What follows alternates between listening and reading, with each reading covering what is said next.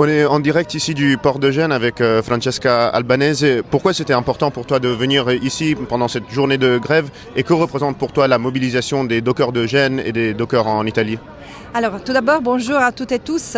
Et c'était important pour moi d'être ici parce que pour ce qui est la Palestine aujourd'hui, une terre dévastée, un peuple victime d'un génocide et de beaucoup d'autres crimes. Et c'est fondamental d'être à côté des gens comme les travailleurs du port de Genoa et d'autres ports en Italie comme Ravenna ou Livorno.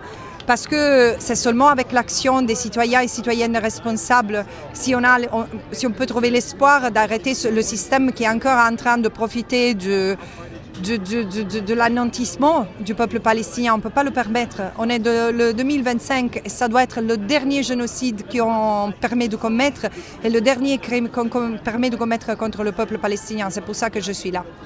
Et aujourd'hui, les dockers disent que les dockers, les travailleurs des ports de Gênes disent que c'est le même gouvernement qui du coup augmente ses dépenses militaires, qui soutient le génocide et qui en même temps coupe dans les services publics. Pourquoi faire ce lien et pourquoi est-ce que ce lien-là est important? Parce que ce lien existe. Les Palestiniens le disent depuis des décennies. Ils disent nous, on n'est que les premiers, on n'est que un test. Un peuple entier qui a été transformé dans un laboratoire d'oppression, de mesures de surveillance, d'armement. Et Israël est central dans ce système économique ultralibériste et qui ne donne aucune importance à la vie des gens, même aux enfants.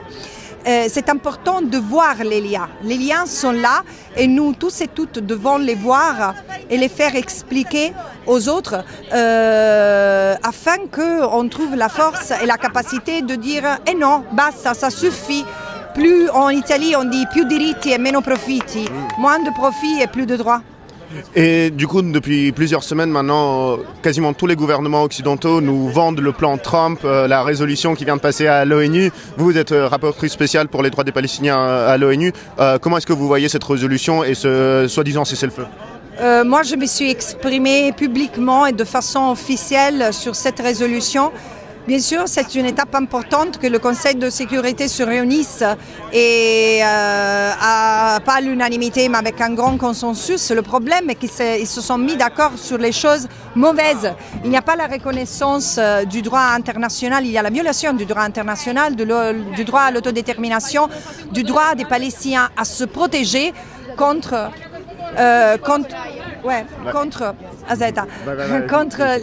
l'occupation permanente, le génocide et l'apartheid. Voilà. Merci beaucoup.